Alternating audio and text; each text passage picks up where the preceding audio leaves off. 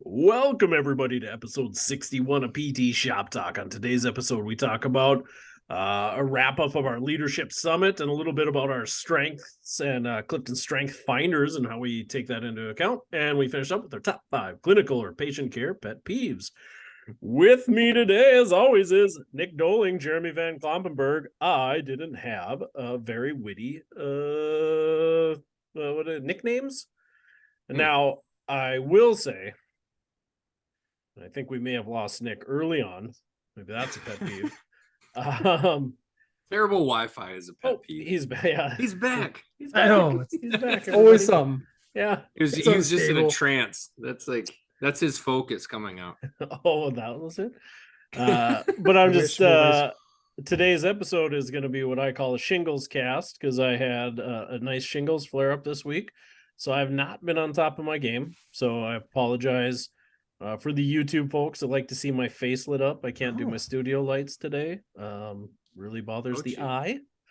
And I will be taking these glasses on and off multiple times today. So don't let that distract you if you're a YouTube viewer. So it's a very interesting experience. Random excruciating nerve pain is a different ballgame.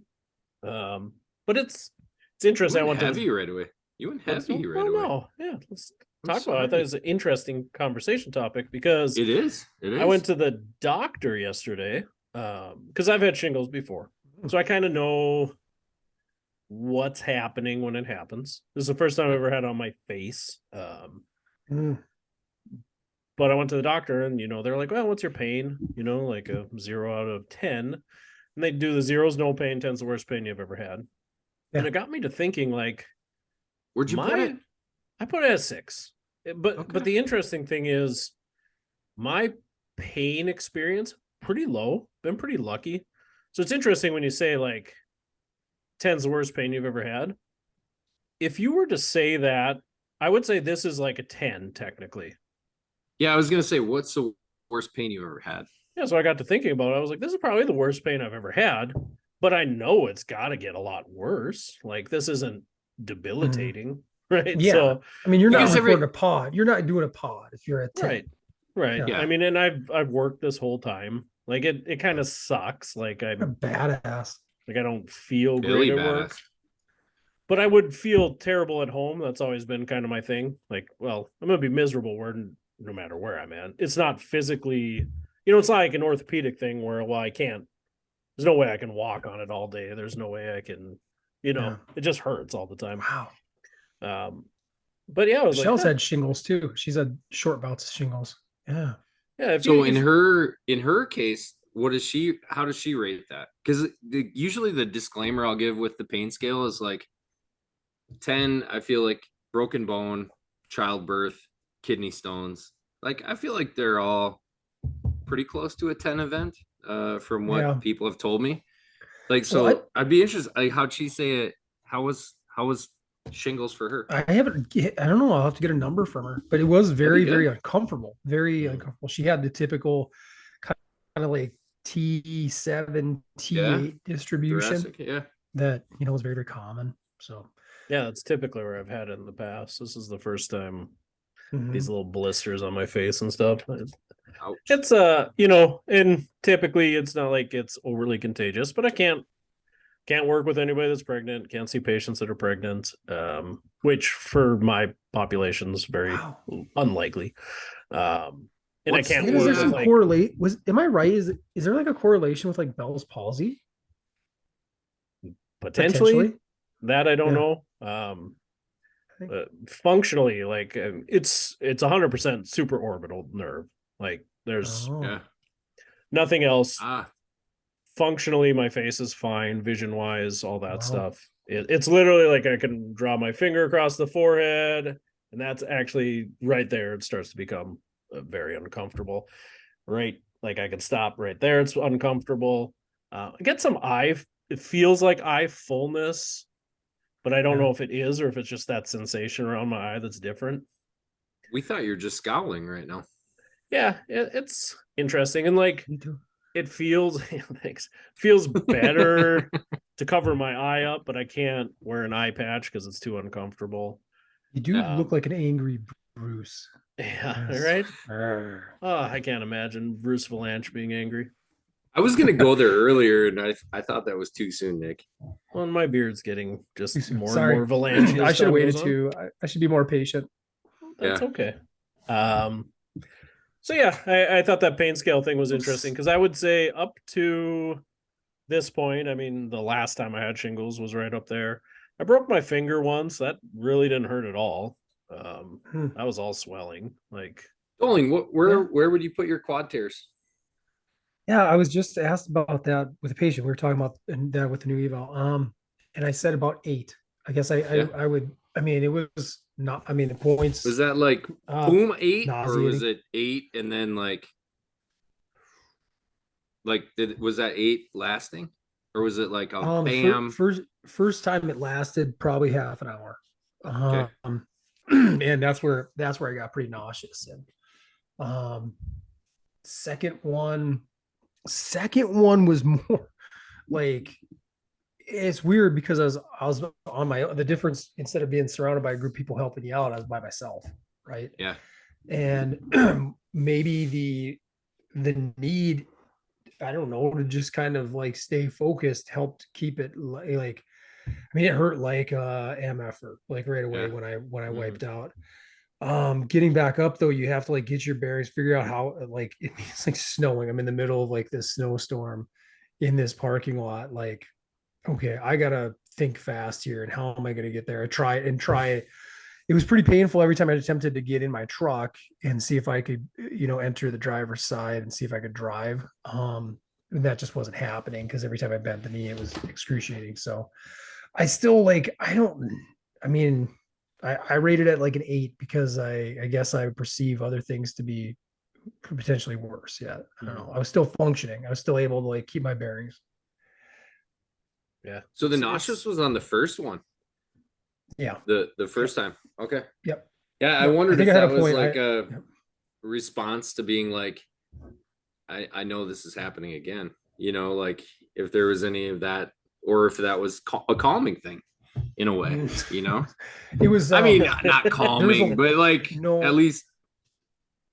Yeah. It was almost like nervous, you throw it was like disappointing. Like, yeah, it's like the last, I totally know what you're saying though, Jeremy. I know what you're saying. And maybe my emotions were too strong the other way, whereas too much of like, I can't believe this shit's happening again. Right. Right. And, but again, you can't sit there and just lay in the freaking icy slush. Right.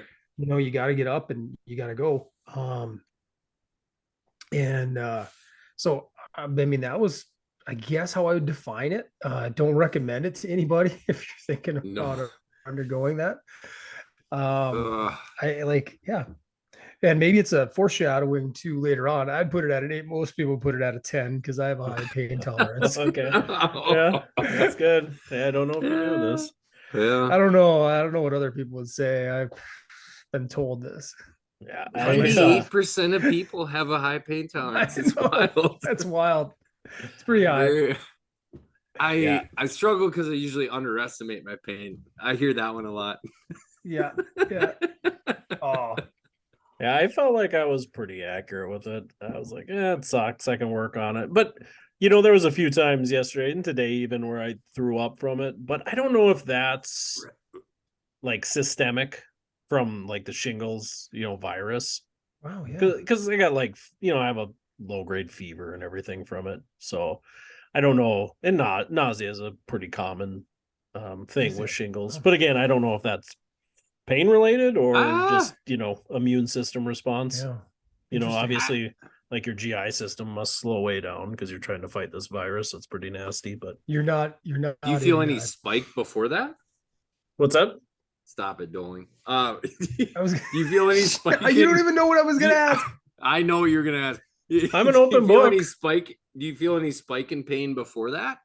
Like, was it like, oh, this is building and then I threw up? Or was it just like, oh, now I have to throw up? Yeah, it would just be like, it would come in waves. You'd get really hot and nauseous and boom, throw up and it was fine again. So, man, so that got me thinking too, like, this is like a constant 6 out of 10. Never gets really much higher, never gets really much lower, other than like sensitivity. Like if I touch it pretty intense, like I can't have the vents on in the car or anything.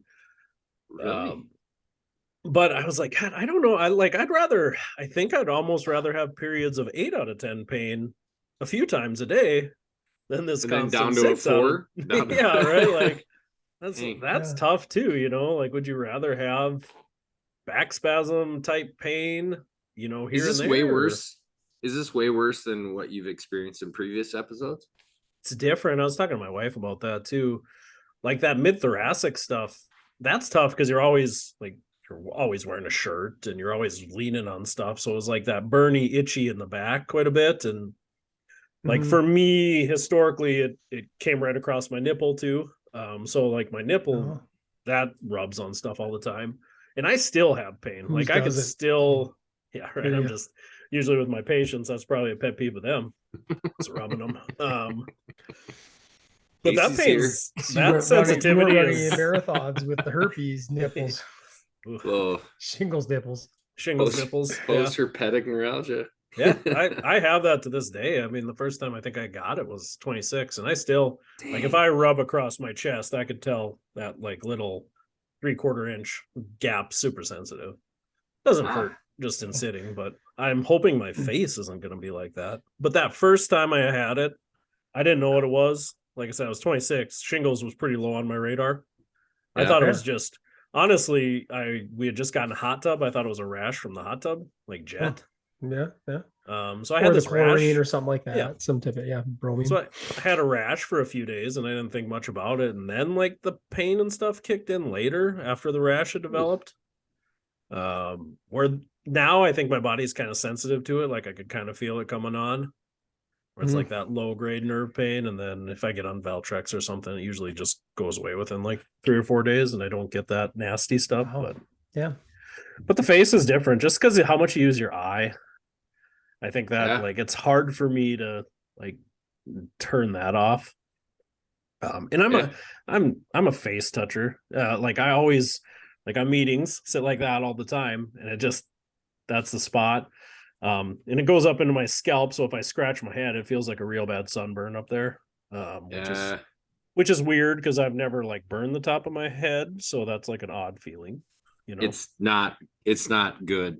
For those of you wondering at home, imagine it sucks. Not good to burn the top of your head. I typically have a hat of hair on my head, so I never experienced that. So it's just different, I guess. Yeah. I don't know. It's an interesting look. Does it make you like? I know Nick, you said this after your first quad tear too, where you're like, wow, like gives me a lot more insight. And granted, you felt this before too, but like, do you feel like that does like reset a little bit of that empathy button for patients? I think definitely. I mean, boy, a large percentage of my patients have pretty persistent nerve pain. So yeah, I think it reminds you, like, not so much the pain thing, because like I said, I'm working, I'm going through it, but it is harder to concentrate. Like I do find myself like at work just being like, what am I doing? I gotta, reconcentrate, refocus. I feel like I'm shorter, like, I get angry a little faster, or just, I shouldn't even say angry because I'm just not a very angry person, but impatient really quickly. Like if somebody comes talk to me at my desk, like I clearly don't feel good, like get to the point today. Like I'm just not like I'm not into a story right now. Like just so there's some of that. Dave Chappelle Wrap It Up box. Yeah. So there's some of those things that you don't necessarily, because you think so much about the pain all the time with your patients and your patients focus on the pain, but like just those little things in life that change too, I don't know. Like that stuff I appreciate more now that I'm like I said, it's constant. Like it doesn't go away ever. Like that. And I've said this with patients too, like, God, it's got to be hard for you to like go to bed thinking maybe tomorrow's the day my pain's better, and then you wake up and it's not.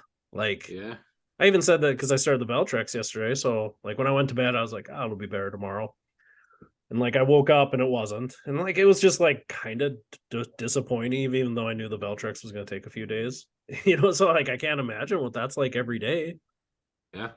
And every time you go to a different provider and get a different intervention, or get an injection or have a surgery that's supposed to cure your pain, and then you wake up and it's not better. Like, man, that's got to be crushing over the course of 10 years, 20 years, 30 years. Yeah. So I don't know. There's some of that interesting stuff. You don't, again, Nick, I would agree with you. I don't recommend this. Like, it's not everybody should try it. But if you'd like, I'll rub my open sores on you anytime you want. But it does give you perspective, at least I'm not in so much pain that I can kind of look in on it. And I just shouldn't say appreciate the opportunity. That sounds so like pretentious and like I'm such a badass, but like I'm glad I can reflect a little on it anyways, maybe take some I think that's negative. the important part. Yeah. And then I don't know. I still like, I don't know. I should knock on wood, like pretty lucky that way. Like I don't know what my 10 is. I don't know I don't even know if I know what my 8 is. And I'll tell people that all the time. Like, we can know a lot about what we're treating, but like, there's a certain aspect if like we haven't walked in your shoes, like we don't know, we can't know. Right. So I do think that's like a powerful, at least rapport building tool. You've been through it, it, at least in the short term. And I don't know, try to move forward from it, and I don't know. Yeah, I'm just glad that I kind of know what my path is and it's going to get better. And, that's a powerful tool, and I think that's a powerful tool, like orthopedically, when I've had back pain and stuff, like it's so nice to be like, I confidently in my heart believe when I've had back pain before, it's going to get better. Like, yeah, that's a powerful tool, I think that exactly. Confidence. Yeah. And just have walked through it, Yeah. So, yeah, very, very cool. Can you imagine how poorly the Lakers have become now that they're no longer Nick Doling's Lakers? Yeah, wow. They really what a fall apart. Who would have thought he was the glue propelling the Lakers run? They really they got a lot from some of their guys that they shouldn't have. Lonnie Walker, one game went off for 15 points in the fourth quarter. Like I think inevitably, this is me being obviously a Warriors homer, but like I think they've always got the target on their back. And so I think some of those guys rise to the occasion, but I think you see that like they can't sustain it. I mean, those guys aren't series after series guys, right, Nick? It shows. Right? Your Lakers, trash. Oh, it's been rough. They're not his Lakers anymore. No. Now LeBron's contemplating retirement. I mean, who knows what'll happen? That's such garbage. Why not? I'll have to think about it. Like 21 seasons, right? But he's gonna play with his son. Yeah. He's got a year 2 of years? college. Yeah. 2 years. He's gonna play 1 year with his son for sure. They talked about it 2025. They're just saying it on the radio. All-Star games in LA.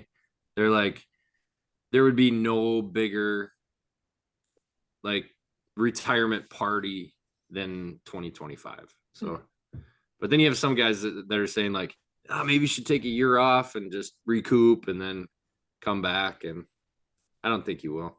Yeah. Do you think he'll just like take like the league minimum to go wherever his son goes? Like, how does that work? I bet he, like in the NBA, it's weird, right? They can force their way anywhere, like trade me, Because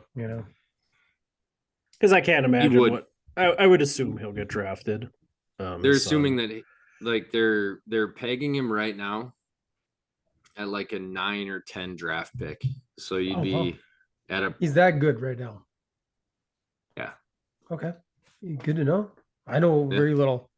Because Little our fans Brownie. don't really know. Our listeners don't actually know that I'm not actually a Lakers fan. Oh, you're not. I'm not. What? I'm not. Yeah. It's just a very seasonal thing. Yeah, LeBron's kids' high school team never plays Golden State, so you're not like a huge fan of him. No. Yeah, I get that. Yeah. So it's my NBA fandom rests for yet another year. Yeah, that's all right. I was really excited to see like the Celtics and the Lakers get swept, but the Celtics really screwed that over. Did they end up winning one against the Heat? Yeah, won Yeah, they last smoked night. them. They finally hit a shot, but you know what? Jimmy's gonna be back. What a story. Yeah, the Heat are sweet. I love Butler. it. They have like 4 undrafted guys in their rotation. Yeah. Like, doesn't the team have like 7 total guys undrafted? Like, I think so. Yeah. That's crazy. Yeah. Well, isn't Spelstra like he's sneaky high on all-time Spolstra. I've heard of both ways. Huge Heat So fan. you're not a big Heat fan. Huge Heat fan. Yeah. Potato. But anyways, he's like, isn't he like now a top 7 in like playoff wins all time? Oh yeah. I think he cracked the years with the Heat, like LeBron Heat, he was there. But he came up as like a video guy, like running tape. I mean, you could argue that too. Like he's the reason they're smashing the Celtics right now. The Celtics are a way more talented team. Yeah. But it's like number 1, right? I mean, they're talking differences. Should be the other way around. Did they get the 1 seed or are they the 2 seed? It's like 2-8, I think. I think the Bucks were number 1. But oh yeah. Yeah, like his adjustments are crazy. Like they're good. It'll be interesting to see if they can pull it off next game. But yeah, I mean, the Celtics come back from 3 down to win. That's going to be wild too. Like kind of a cool storyline either way, I guess. That would be at this point. I don't think has it happened in basketball. Has never happened, right? Because 3-1 was like the big 3-1 was 3-1 yeah, that never happens. And then LeBron, they got my Warriors that year too. Yep. That never happened in baseball until the Red Sox came back and beat the Yankees, right? In 04. Wasn't that like the big? That was when that happened. I think you're right. They broke the curse of the Bambino that year. You know what probably helped them get there? Some leadership. Probably some great leadership. That's a great segue. I would dare to bet. Definitely. I would have had fine time like booting this topic another week and just like talking about pain stuff too. Talking about the way we were going on that. I actually thought we had some substance too. Well, we can go back to that. We can do double. I don't know. I feel like double substance. We can come back to it. I thought you left because you were so angry that we were talking about it. You were like, get over it. Move on. Yes. No, I wish I could have been more immersed in it. Like, come on, man. You're wearing glasses. It can't hurt that much. We broke the rhythm. So I suppose Jeremy had an amazing segue there too, because it does take leadership. I didn't mean to dig out of a hole. That was fantastic. When your shots opened up, you got to take it. And you did. I'm proud of you. Do we got any more idioms we can throw in here? Well, you mean that's all the shots you don't take. Casey needs to be careful with how he phrases his idioms, though. I think last time that's true. About taking loads. I stand by that statement. Body's got to adapt. Just gotta be resilient. Hey, do you guys ever use the term "don't throw the baby out with the bathwater"? Is that a term you guys use? I use that today. I use it all the time. People in the office today looked at me like I was speaking a different language when I used that term. What? Like, how have you never heard this saying? Where are they from? North Dakota? North Dakota? Like, I use it. I was going to say Mars, but thought it was a very common terminology. Yeah, we're not going to throw the. And what? So when you use it, this is also fun with expressions, right? Like, what do you think it means? In what context? Like when it first came up, like I have a new student, and we were talking about. Me too. As we were working with the patient, and she was like, we talked about what are we going to do with this patient? What's your game plan? Boom, boom, boom. Patient came in, worse, symptoms had changed. Like I just went into something else, right? And then afterwards, do the same thing. Afterwards, she was like, "How do you, switch so fast?" And it's like, "Oh, it's always kind of in my back of my mind, what I want to work on. And if things don't go how I want, what am I going to do? I'm always kind of keep something in the back burner just in case. I don't ever expect people are going to get worse, but you got to be prepared. I said, but at the same time, you don't want to throw the baby out with the bathwater and completely change what you were planning to do. It's like, all right, we're going to do some, maybe take those exercises, cut them back, or break them into some pieces, try a few things, build their confidence back up. We don't want to just completely go, well, what we did didn't work. So sorry. Like, I caused you a lot of pain. Like, whatever, can't do anything. Therapy was the reason you're so sore. So yeah, that's how I use that term in that case. So good application. I mean, that's how I use it. Yeah. Anytime you're talking about making like some changes, but not like wide sweeping changes. Right. Yeah. You're not like, I don't know, ditching the theme, ditching the goal, but you're just tweaking how you're going to get there. Yeah. We still are pretty confident what's going on with the patient. We still know eventually the functional movements we need to get this patient doing to feel better. It's just the route there is going to be a little different, maybe those higher next level exercises are going to have to wait, and we're going to have to ease them in by graded exposure or something instead. But baby out with the bathwater. You don't want to do that. You only want to throw just the bathwater out. Do not throw your baby out. Never throw the baby out. I mean, that seems like a mistake, right? It's a little aggressive. Yeah, seems like it. Pretty strong. But the baby would be resilient afterwards.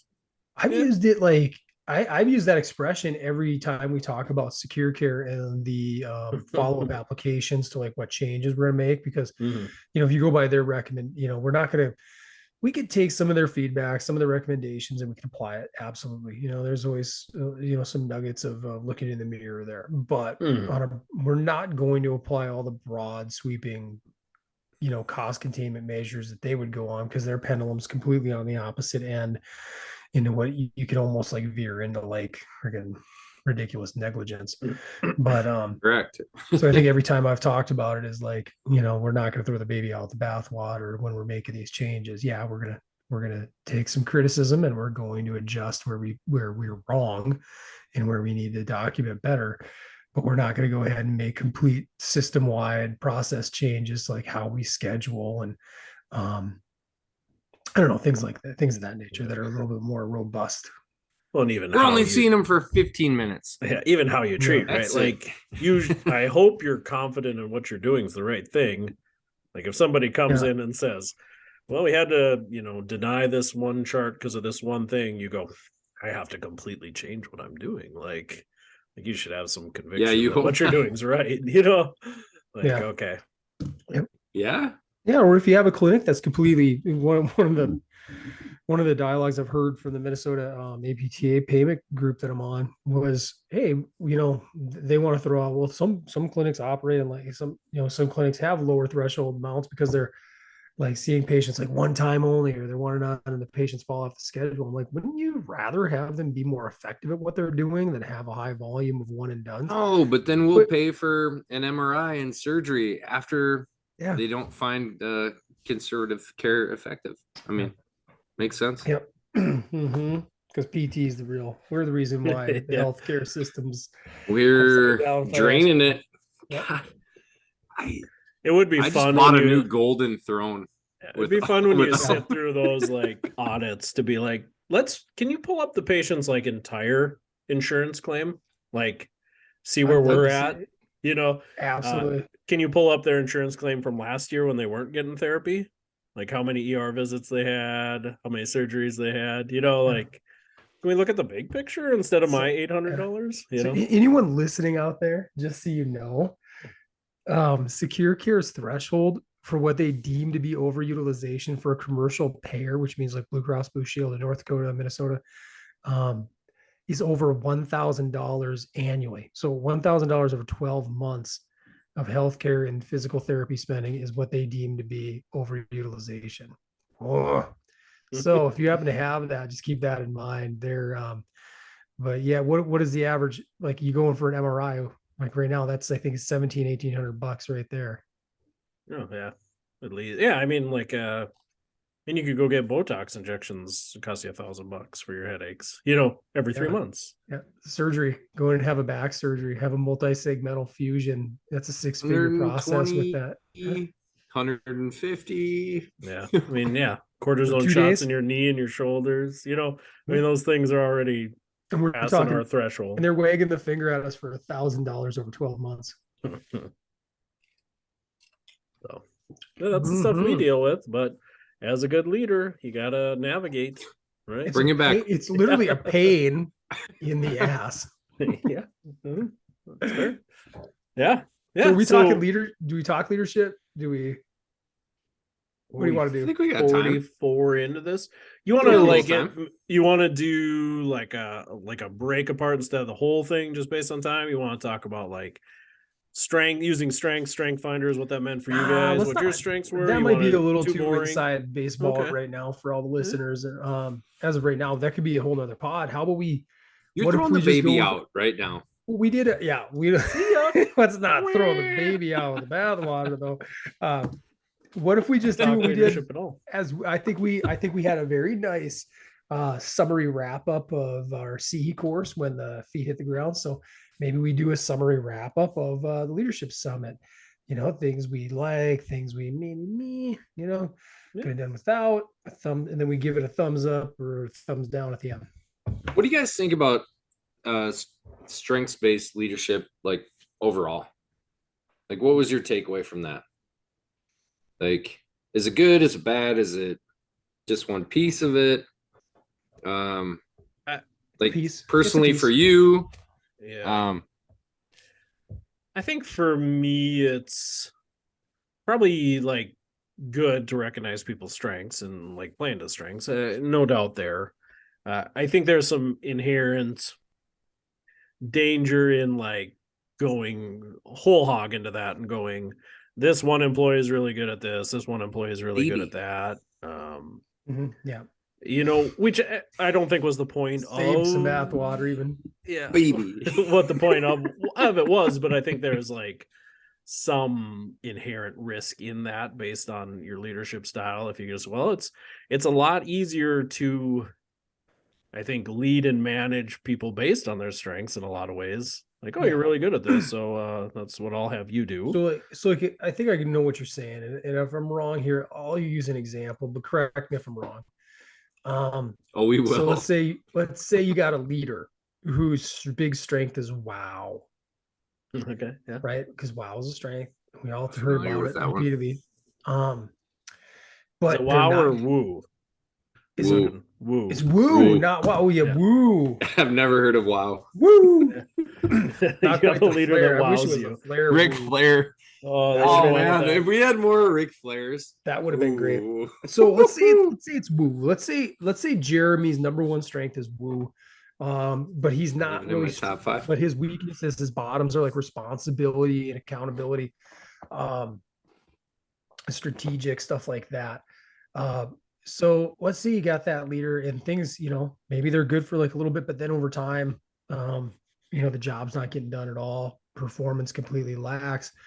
And you go to talk to that leader and you're like, hey, dude, you're not really, meeting any of our performance expectations. That's really underperforming now. And you're like, yeah, but I'm really good at keeping the team happy and keeping them positive and going. I think that's where you got to say yes. Need a different seat on the bus, bro.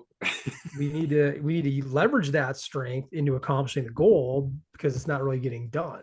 But so I don't think it's necessarily the strength itself that's wrong, but like at the same time, just using it as an example, it's like how you apply it or don't apply it. Yeah, I think there are just certain positions that require, like, you can't just not do a part of a job because it's not your strength. And I don't think you can overshare. Like you said, if you're a leader, there has to be a certain level of input and communication and strategic, futuristic, whatever you want to talk. Like, you need pieces of those things, I think. No, they're two different ones. They're two different. Futuristic and strategic are different, Casey. That's why I said two different ones. That's why I didn't call them the same. I didn't slash it. You said strategic and futuristic. Okay, never mind. Strategic and strategy. Is that? I love strategic. Strategic is one because my number one strategic, but my number 5 is futuristic. Oh, okay. You're always bragging about that. You have such a good top 5. Oh, the strong. I love my top 5. Yeah. So Yeah, I hear what you're saying, Case, and I think we're very much in the same vein. How about you, J Bone? How about you? Uh yeah, it gets a little woo-wooey for me to Hmm. not to bang on woo-woo So the too people who much. created it maybe had woo as like their number one, two, or three. No, yeah, like I said, like Casey said, I don't think that excuses you from doing your job. Um, and I don't know, like it's odd for me as like, did you think of that as athletes growing up? You're like, man, uh, I play O line. Like I'm a really good run blocker. My pass blocking sucks, but I'm only gonna run block because that's what I'm good at, right? Like, isn't there some inherent thing is like you wanna like at least like beef up a little bit your deficiencies, like so you can be more well rounded. Yeah, and that was the thing when we first started talking about this, and it was the way it was delivered in the very first webinar that I believe the quote was, "People don't generally change over time, Yeah, and their weaknesses don't necessarily change, and their strengths don't necessarily change." And that's where I fundamentally disagree with that philosophy. I think you're giving somebody an out, I think right? we all I can't. I grow. don't change. I don't I think we're change. all called to grow. I mean, Can't change. that's a spiritual, it's a biblical thing. I mean, we're all trying to get a little better in some way every day, not because we're trying to buy our way to heaven, but just because it's the right thing to do. I think that in some esoteric sense, that's what we're trying to do is just improve. Um, and I look at myself. I mean, you guys got to feel the same way. The man that you were when you were 20, right? I mean, really reflect on that, your values, your beliefs, what you thought was right and wrong in the world. I mean, how much have you changed since then? How much have your priorities changed since then? The Oh, things that you I say that all consider the about. time. Like every 5 years or so, you look back and you kind of reflect, like where was I at? What did I think Yeah, was good? What and it's like, dang. I mean, like you look back at any given point in time, you're like, man, I kind of got this figured out now. And then you reflect back and you're like, dang, it's a lot I didn't have figured out, right? totally. And so you just go, I mean, that's the tough thing for me where you're like, well, that's all right. It's just not my strengths, But I think maybe that's the piece too that if you lead too hard on strengths, I think inherently that can lack some reflection on like where can I be better, right? So it's like I'm really good here. That's what I've got. And then what else? I don't know. That was my take on it. I think there's good pieces to it. It's good. Like there was good introspection for me. Learner and achiever are at the top of my top five, and it bugs the shit out of me when somebody like doesn't want to be better at what they do. Like you just watch Yeah, it day in and day out, and you're like, how do you not want to be like a little bit better? like yeah, like you're just doing this over and over. You're on the rat race, like you're on the wheel, right? Like this is our career, this is our job, this is our profession, this is our calling, depending on how heavy you want to make it. And like you don't want to be a little bit better. Like yeah. I got downtime. I can't watch any PD because I don't have any PD time left. Like what? Yeah. What? There's not like so that's like that was like my biggest takeaway, like is looking at my weaknesses because of my strengths, like and how I lead and stuff irritates the shit out of me. Like honestly, like I'm like, how do you not want to be better? How do you like we're gonna do this for 40 years? How do you not want to be better? And then and it's just like, but also reflecting and saying, like, yeah, not everyone's wired that way. And it doesn't do me any good to get pissed. Like it's not gonna change somebody else's behavior. But Yeah. is there another avenue I can take to like to foster that? Maybe based on their strengths, you know? We all come from like team sports backgrounds. We can reflect Yeah. on that, and I think it speaks very very clearly to leadership. And um, I football is a great. We use football as an allegory for teamwork too. And Yeah. the ability, like your running back's not going to, he's not going to break 80-yard runs all the time without getting, good blocking up front. Your quarterback doesn't have time to pass without that, right? Yeah. And I know, here we go. I'm going to go to wrestling now. And oh gosh, but I've grappling.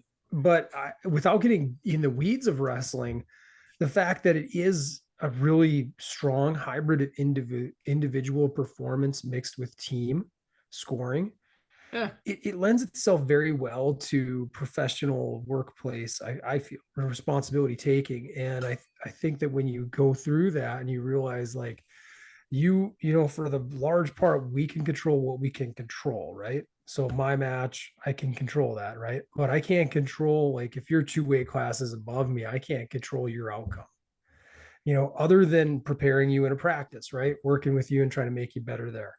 But like, you still have to trust in other people, and you got to rely on them for that outcome to happen. You could still, and the reason why I like it a little bit more than even, like, say, football or basketball, even as a team sport. It'd be fun to talk to you, Jeremy, about it, because I think basketball, as much as anything, you could have one person take over a game and completely, like, even more so than football. You could have one person just decide, like, hey, I'm taking over this game. We've seen that happen before in brief bouts. Football, you could have an amazing talent, like Justin Jefferson, get out and jump 3 dudes and catch it with one hand, right? And have no business making that catch just because he's a super freak. Yeah. Even though the rest of his teammates sucked at their blocking. So there's pieces on that too, though, that, like, in basketball, like, you rely on help defense. Like, you're not just you might be guarding in man, but you're trying to, like, scheme wise, you're trying to push somebody to the baseline because you have help there. So you can do what you're supposed to do. And it looks like you got beat, but it was like you pushed that to the other person and they weren't there. So yeah, I agree.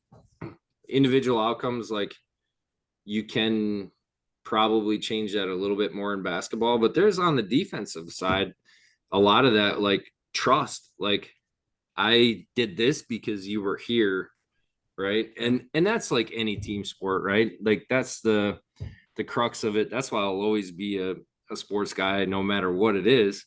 It's like discipline, hard work, communication, trust. Like, that's a big chunk of what it is, and that's your professional job too. Yeah. So absolutely. Yeah, Casey, you got the blue blockers back on. Oh yeah, I was tearing up pretty good there. Hater blockers. It was good conversation, but that was starting to get to me. No, yeah, and I think too, when you talk about, sometimes I feel like leadership, like when we go to these summits, sometimes I feel like it's a lot of, like, how to be the best leader, or how does all this fit into Casey Hansen as a person? Like, focus on your strengths, and this is how you interact with your team really well.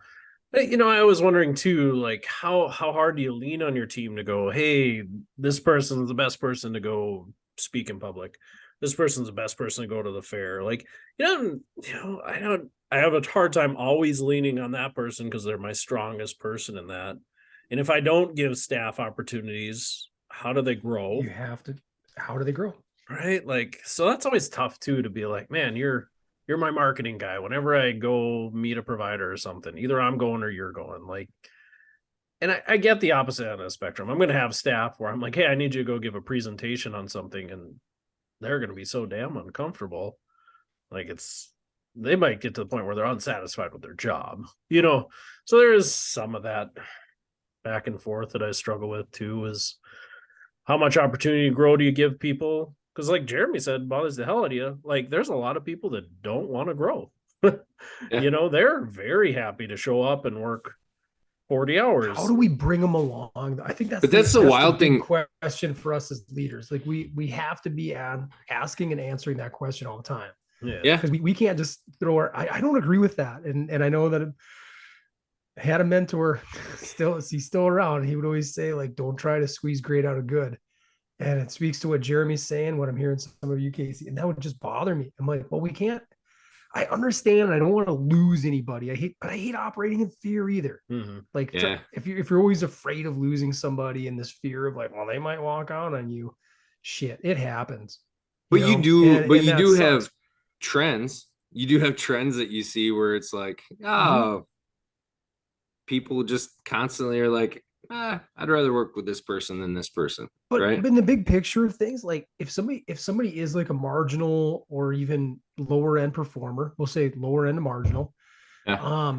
And then and on top of it, they're not willing to grow, they're not willing to step out, do those things Casey's talking about. That's where I know I've talked to you guys about this. It's okay if they leave. It's okay to let them go find somewhere else. I think just experienced that. And I'm like, we're gonna be better. I know this sucks. Turnover does sting, and there's gonna be a tight schedule and all that, but long term, it's gonna be better. Yeah. Than if you try to hang on and like kowtow to like a low performer, make them feel good when it's and to me, I have to be honest and genuine. And if I just can't continue to tell somebody they're doing a great job when they're not. I feel like I'm lying. I'm lying to myself. I'm lying to them. I just can't do that. Yeah.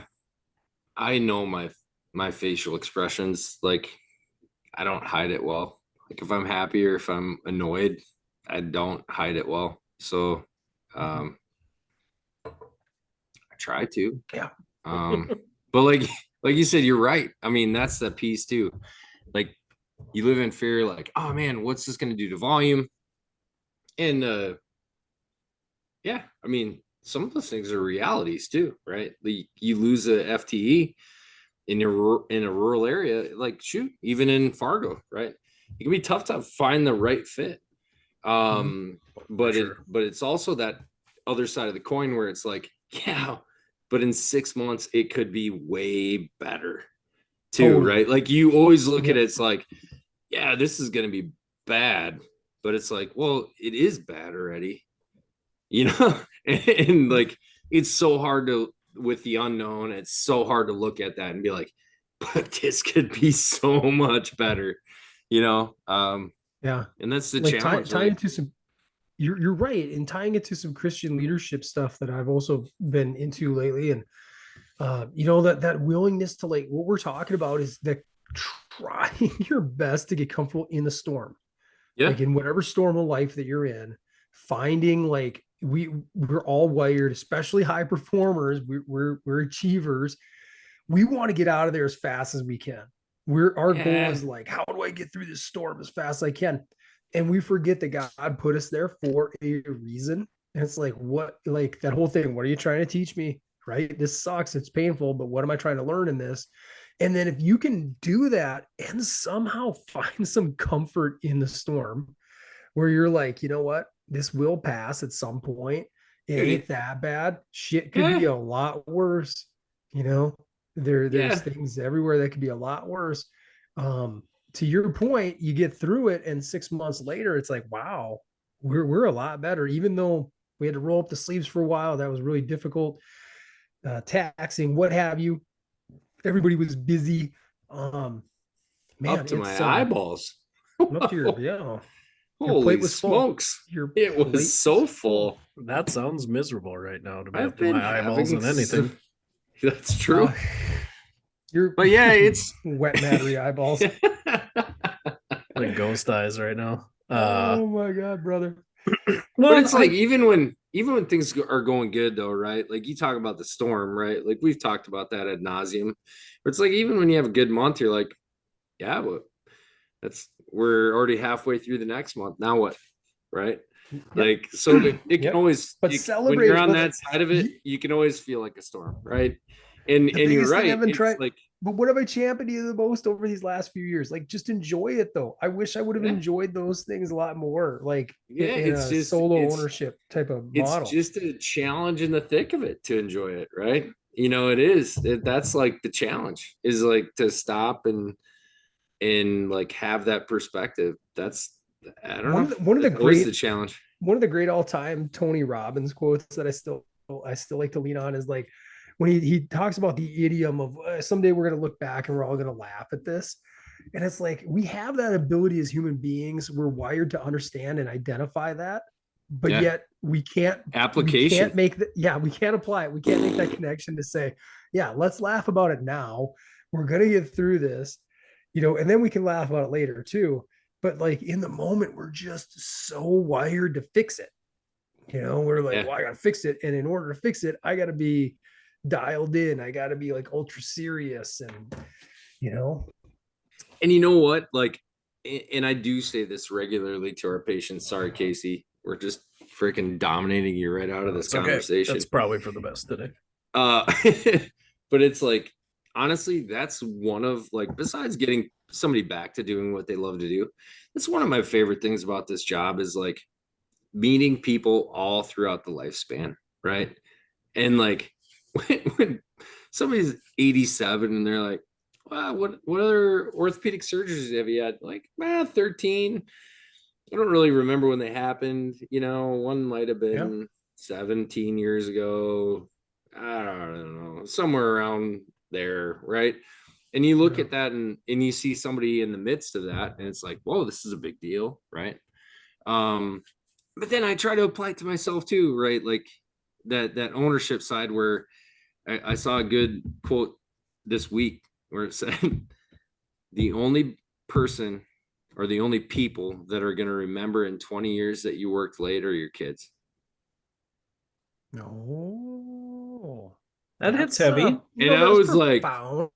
Wow. It's like country music wisdom. I'm a big kind believer of in that. They like to. But it's like, it's that idea too, though, right? Like when you don't have peace in the storm, when we try to fix it, when we get so locked in on a problem, there's other things that are so close to us that can suffer, other things that are 100% so much more important than what we're doing day to day. Not saying that what we do is not important, but in the grand scheme of things, there's always other jobs. There's always more patients. There's always, right. There's always other stuff.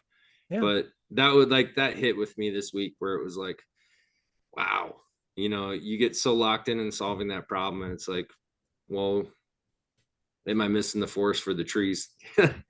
Yeah. Or am I throwing the baby out with the bathwater? No, you're missing the forest for the trees for sure. I mean, doesn't sound like the baby's at risk. Okay. You're still nurturing that little baby. Don't worry. Good. Yeah. Yeah.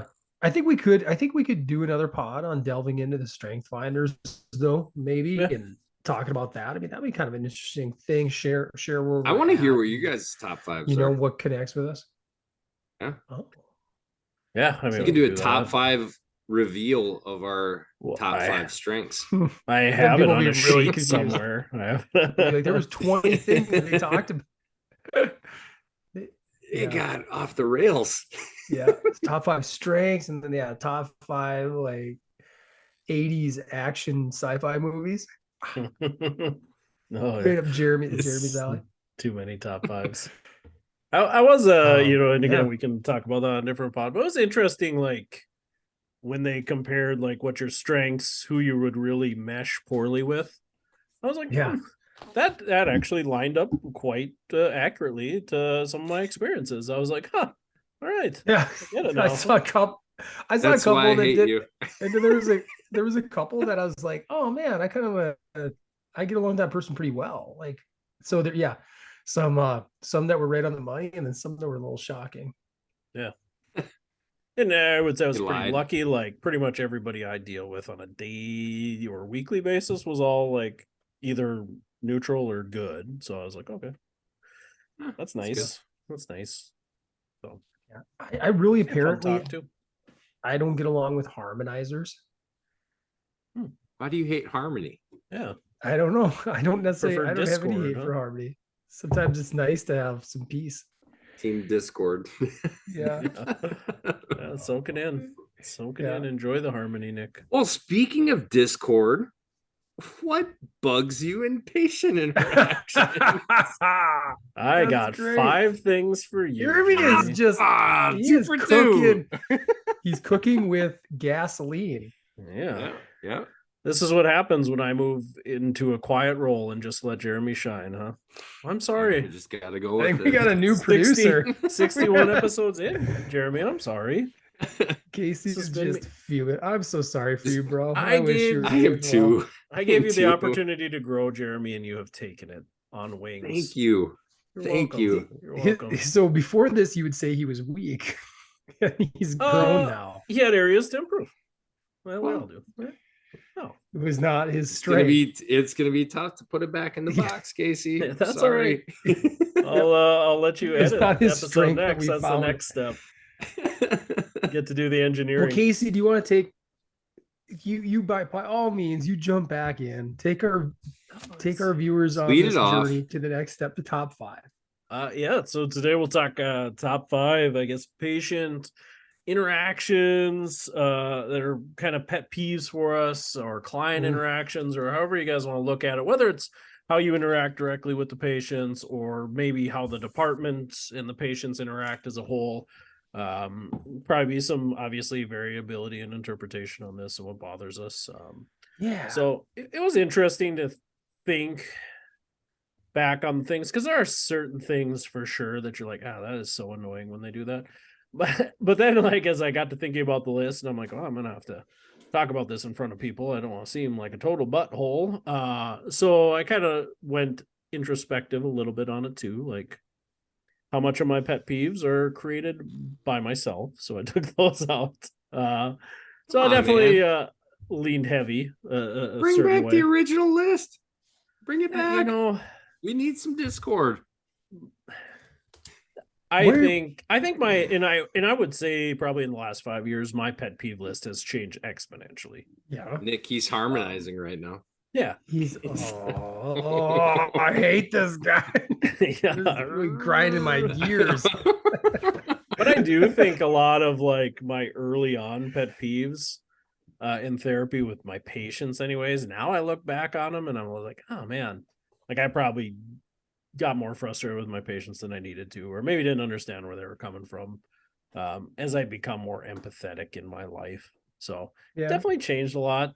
I think now most of my pet peeves definitely just stem from, like, I think I would call it coming from a place of disrespect for myself, my staff, and what we do. I think drives a lot. I think that's a lot. You'll hear that with mine too, but there's also some other just idiosyncrasies that do still irritate me a little bit, especially when you're we're all in time commitment type role and you're in a crunch, and I'll get into that as we go. Yeah. So my number 5, and this is one that probably does still stem from me a little bit. Like, there's things I could do to better this. I think that's part of the salesmanship of what we do a little bit and sell it, is just like patients that really don't trust the process from start to finish, and you just can't find that way to sell that or to make them believe in the process. Hey, try this exercise. No, I'm not going to do that. You're not even gonna try it? Like, no, that's not gonna work. How come? I just don't want to. Like, that's really tough for me. And I get that I probably haven't instilled enough value in them of what we do and made them buy it enough. But that one is so hard for me, because it's like, man, you're not even willing to, like, just even have the conversation. Like, I can't even motivationally interview you because you're shut down so hard. And typically those patients obviously don't sit around long, and they look really good on your Secure Blue numbers. They're not all bad, but I think that one I still struggle with, still bothers me. Like that's a bad, I'm not going to do that. That's not going to work. Like, it's like, come on, try it. Just try. Like, wow. Yeah, that was a tough one for me. I haven't had that in a long time, but I've had that before, but it's been a long time. Yeah, you try. Go. I can that I get what you're saying. Okay, my number 5 is like habitual cancellations, and it's a twofold. It should almost be higher because it is twofold. Number 1, obviously, I'm part of the patient. With the same patient who's habitually canceling, whether same day, the day before, whatever, they always have something come up or whatever. That's irritating, obviously, because we really value our time. The second part of this thing is like when it's going back to my management days and still seeing it now, like when a therapist allows it to keep happening and they keep putting them on the schedule, and you're like, why are you doing this? they always, maybe it's too much empathy. They're like, well, they got this going on, they got that. Or you got a built-in break. Yeah, 90% I know. There of the you time go, they Jeremy. cancel. Yep. Oh, it sucks to have this person on my Better case. get them on 3 times a week. Can't believe they just canceled. And you're just like, well, and I've had I had a tough love conversation with therapist and Marshall a few years back about that. I don't think it really went over well, but it was like, you can't just I was pissed afterwards. It was not you. It was not Jeremy. But it's like, well, you can't, I understand everybody has a story, but if our job is to get people better, in order for them to get better, they need to arrive, and that's really as black and white as it gets. And if they're not willing to arrive, and you're allowing it to happen, at the end of the day, they just don't value what you're doing. So they don't really, I don't know why you hang on, why you keep dragging it out. So that's my number 5. I don't want to beat a dead horse too much on that one. So I'll turn it over to Jeremy for his number 5. Can you throw that baby out with the bat? That's not right. My number 5, I would say, is very, very similar to Casey's. Patients that are completely shut off from the get-go. My doctor told me I need to come fail physical therapy before I need to do this, but I don't think you can get me better. I just need the MRI to know what's going on. That's a tough one. And I would say for very much the same reasons. Like, if, so much of what we do is predicated on collaboration. Like, if somebody doesn't believe they can get better, are they going to get better? Probably not. Yeah. But you try to create that buy-in and be like, I've tried to change that, to look at it as a challenge where I'm like, I'm very confident I can get you feeling better in 12 visits. Yeah, but that's a challenge. That's a challenging group. So that's my number 5. Yep. Conversely, I like Oh, go on, Nick. It becomes a self-fulfilling prophecy, right? Yeah. I do like the opposite end. Sometimes you get the patient that's like, hey, I don't think I really need to be here. Like, I think I can manage this on my own. I just have a few questions. And like, I love that patient. That patient's great. Like, I wish I got more of those. I get that very often. Yeah, I don't either necessarily in my setting, but it happens once in a while. And the direct self-referrals and things like that come in. I just have a few questions. I really think I can do this on my own with a good exercise program. Oh, you're awesome. Like, I love that. So good work. Not mad at all. Like, one visit. A secure keeper also loves this. So good work. My number 5. Gonna kind of maybe piggyback a little bit off of what Nick said. Not so much the no-showers, the cancelers, because I do. And Nick, you said this too. They probably don't value what you're doing when they're no-showing and canceling. So again, I kind of look in on myself and go, what did I should have maybe done something a little different from the get-go. Had that conversation, like, you have to arrive. Like, you have to be here. You have to be involved. For me, what's a real pet peeve is the late patient, like 10-15 minutes late every time. They still show up, and they come in and they go, I was running on time. I don't know what happened. Well, that always happens. Like, to the point where, like, you schedule them 15 minutes early. Like, you tell them. They clump. One gal is sticking in my mind out of Marshall. Oh, man. Yeah, I know. 1 gallon. It was like 30 minutes late every time. Like, it was almost like you're trying to be here 30 minutes late because you arrive 30 minutes late every time. Like, there's no, this happened, I got caught up in traffic. It's wild. Yeah, I feel like you get two. There's like the person that constantly apologizes and makes up a story. And then there's the other person that owns it. Well, I'm always late. Let's get to going. Like, And both of them bother me so much more than the no-show canceler. Like as a manager, I hate the no-show canceler more, obviously, because the gaps and scheduling and stuff. But just like from a pet peeve personal standpoint, I hate the late person way more because that's just pure disrespect for my time. There's no other, like, you obviously like value it. You're coming, you're scheduling. You valued it to a point, probably not as much as you should. There still is a part of that. But like literally you're just disrespecting my time and my patient's time and my secretary's time, and like it's just 100% disrespect thing that really bothers me. So yeah, that's my number 4. I love red ass Casey. We gotta get him. He's getting redder. Oh, I love it. He's aggressive. Yeah, darn upset. Yeah, free to go. I can't go much hotter without spoiling anything. Well, my number 4 is and this is not, I want to be very, very clear. This has zero to do with dementia patients. So it's not dementia patients, but let's say your normal general tread lightly, cognitively healthy adult outpatient who comes in and asks you the same questions about their injury every single session.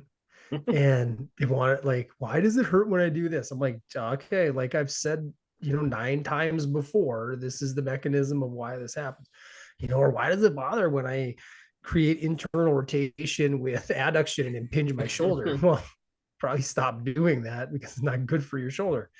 But regardless of how many times, another one's like healing, like how long is this going to take? Right. And it's like, well, I don't exactly have the perfect answer for it, and it's like that to me too. It's like, I get it. I've been a patient myself, but I at least understand like not everybody's going to have those answers on like healing and how long is it's going to take. And then additionally, it's like, where is the retention of what we're talking about? Because it feels like we've had this conversation again 8, 9 times before.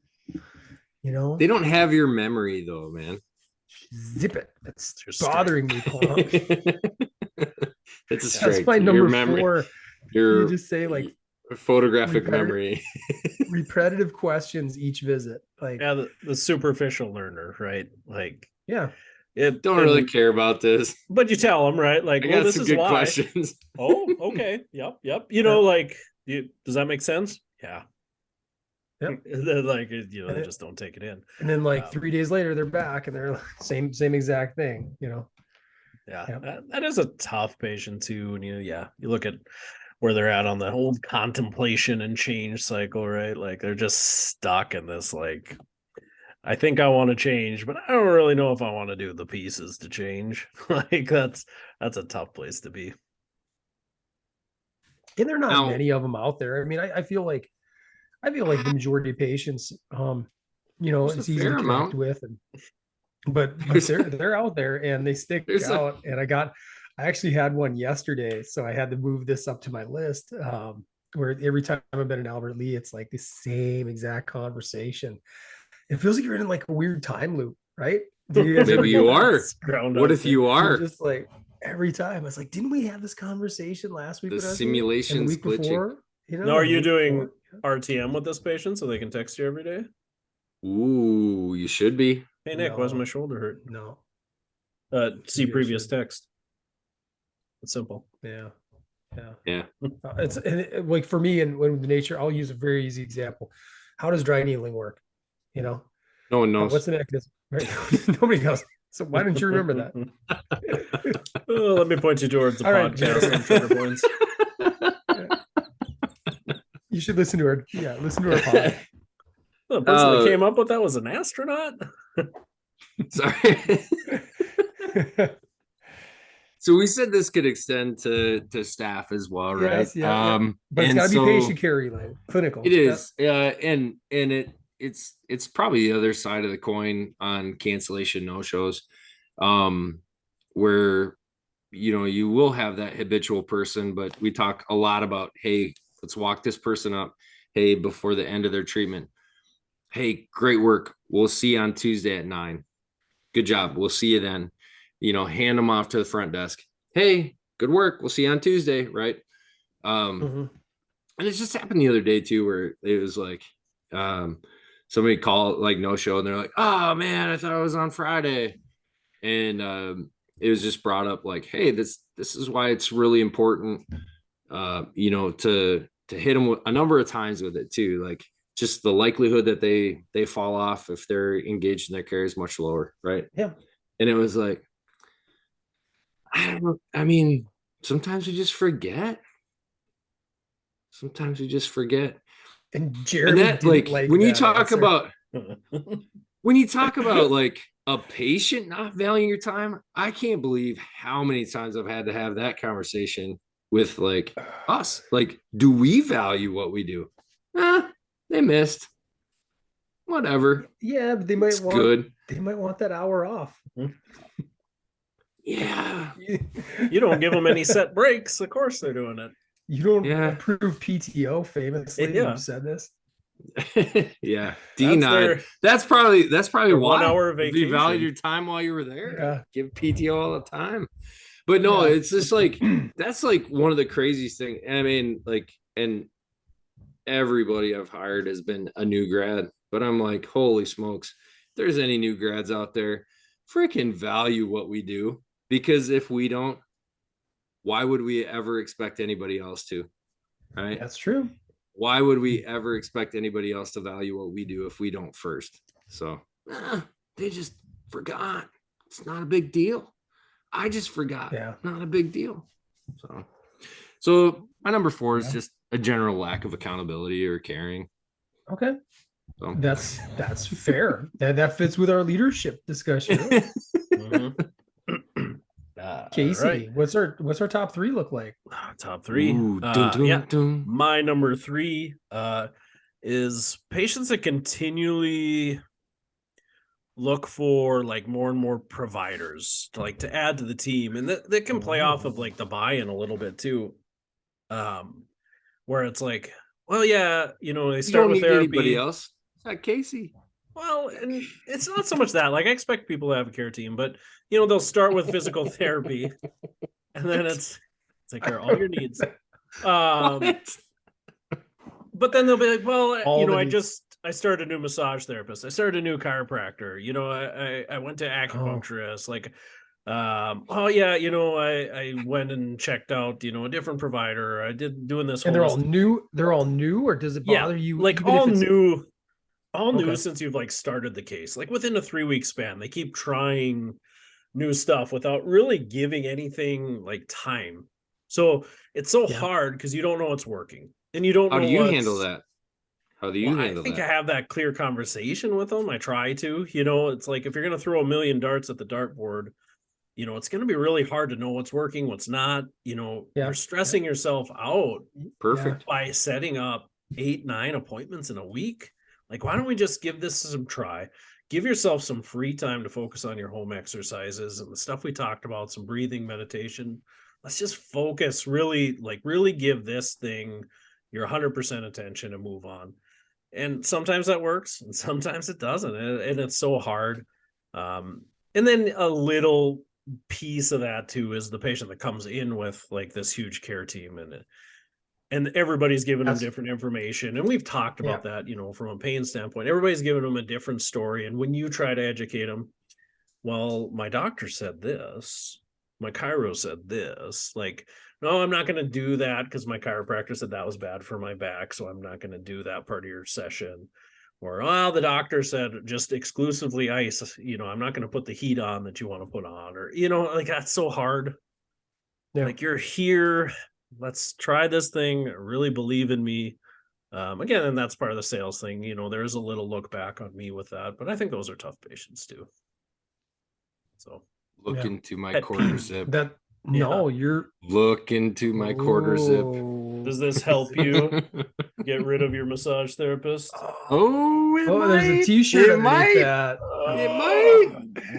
Yeah. Well, that's a really good thing. You added a little I guess a little specificity too with like the new provider thing. It's an awesome segue though, because my number 3 is actually when they're all trying to see different providers concurrently.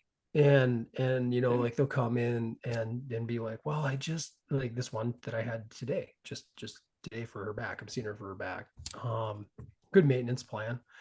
But she tripped and fell, and she's like, well, went in and saw her chiro right away for her knee, because and but then also respected me enough to like want to know my opinion on it. However, like, the feedback is a little contradictory. And what I was seeing, I'm like, well, it's a contusion, there's really nothing else that's going on here. Looks good, and oh yeah, he popped it back into place. And I'm just like, dear Lord, what was out of place here? I mean, did you have a patellar subluxation? Like, I don't think you were walking. I mean, just these things that maybe that's a slight different pet peeve anyways, is the knowledge base on like how severe an injury is, and like always feeling like they have something off. And that's tied to this, right? But it's also like, well, you spoke to it too, Casey. It's like, how muddy do we want the waters of your care to be? Like, do we want to really know what's working, or do you want to keep throwing all these darts at the board? And you're going to leave here, and then patients are getting better though. I've had quite a few though that want to know, like, hey, shit, I normally go to my chiro, I see him like every other week or whatever. Should I hold on that? I'm like, yeah. I'm like, you can get back into it later if you feel good, but like, while you're coming here, let's just put a pause on it for now. And let's see if what we're doing is effective. I said, I'm pretty honest. I'm like, I want to hold myself accountable, and I want to know if what we're doing is effective for you. But yeah, when they're not willing to do that, and they just want to, see everybody and everything, and it's like, how am I a massage therapist? Should I go see them? I'm like, well, it's not going to hurt. Go ahead. So that's my number 3, and it's pretty much tails right off what you said, my man. Good choice. Jeremy. Well, we talked about this a little earlier today. So I don't know if it made anybody else's list, but as far as patient care between providers, a challenge for me is like kind of more of a tribal mentality.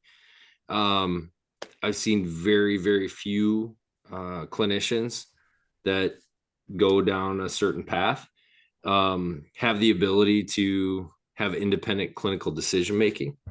And that's been a challenge for me.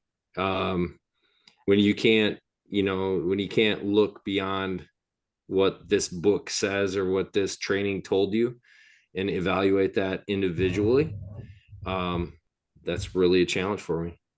Oh, yeah, that's my number 3. I mean, drink especially that when you're Kool-Aid, trying especially when you're trying to share think. patients. Would you like to call somebody out specifically?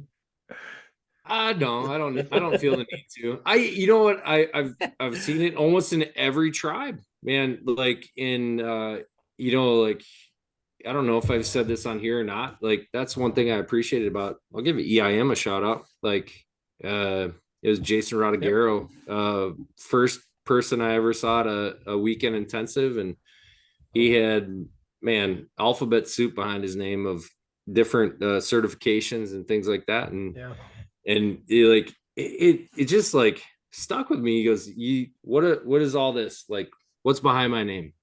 And he asked like the crowd, oh, CSCS, OCS, like FAOMT, this, that, the other thing. And he's like, what I see, yeah, you're right. But what I see is like clinical incompetency. And like, I always felt like I needed this to finally know what was going on, man. If I hit a level 1 course, I needed to hit a level 2 course.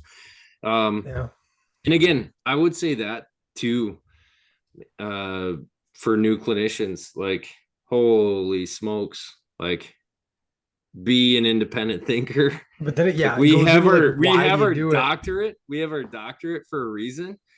Like, evaluate, like really evaluate the information you're taking in, and like synthesize it, compare it to what you've learned, to what you see, and just maintain independent thinking. That'd be my ask for any PTs, any young PTs that are out there, because it's like, anytime we think we've got it figured out, and I feel like that's where all tribes end up, we have the way. I'm like, man, you're so far off the freaking path in most cases. Like, it's my take, my hot take. So, I find it so interesting when you nailed it on the head. But when that last bit you talked about, like if something was the way, we would know. Why wouldn't we all know it? Why wouldn't we all know it? Like, you could ask, we didn't like, pay 15 grand to we didn't pay 15 grand to get the cert. Go out on the street and ask somebody walking by, like, who's the most famous physical therapist? Kevin Wilk. They're gonna not give you an answer because no physical therapist has been successful enough to be that famous. Like, we haven't figured it out. We're still working on it. There's a whole nother. It ain't just figuring this out, brother. It's like the fact that we undervalue who we are out there. I get that part. Selling our shit. Like, but if John Barnes was really that good, or if even if Mackenzie's was that good, like, this would be stuff on the news. This would be things people talk about. Like, yet these people go to these courses and go, man, I can't believe I've been, like, the whole profession is missing out on this secret of how to get people better. Right. And then they go back to the clinic and they're like, it's all, you missed it. You've all missed it. Let's go down this rabbit trail. Who is that for any other healthcare profession? But I mean, at least you Dr. know. Oz. Oh, come on. Right. But I mean, there are people. There isn't. It just doesn't exist because human beings are so broad. It's so drastically different. But you are going to say, like, there are certain hospital systems that employ some of the best surgeons in the country. You know, there are. Why are they the best surgeons? How are you? Because their outcomes are the best. You know, I don't know necessarily. We don't believe, or they work with the most difficult cases, or we don't believe in outcomes. Do you think they come? Do you think any of those patients arrive with a bias because they're being told that? Maybe, potentially. You of all guys, I know. But you do at some point. At some point, you do have to have outcomes to create a bias, right? Yeah, but you can. Some point, there has to know you can manufacture those outcomes. You can slant them. You can bias them. You can. But is anybody coming at it and being like, because your patient is telling? I'm actually 100% supportive of what Casey said. Like, nobody, but it's bigger than therapy. I don't think anybody knows the way on shit. Well, yeah.